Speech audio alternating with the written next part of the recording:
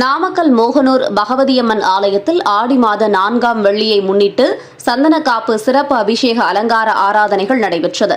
நாமக்கல் மாவட்டம் மோகனூர் பகவதியம்மன் ஆலயத்தில் ஆடி மாத 4ஆம் வெள்ளிக்கிழமை தினத்தை முன்னிட்டு பகவதியம்மனுக்கு பஞ்சாமிர்தம், தேன், பால், தயிர், இளநீர், திருமஞ்சனம், மஞ்சள், சந்தனம் கொண்ட சிறப்பு அபிஷேகமும் சிறப்பு அலங்காரமும் செய்யப்பட்டு மலர்களால் அர்ச்சனை செய்த பின்னர் பஞ்சதீப உட்பட மகாதீபம் காண்பிக்கப்பட்டது.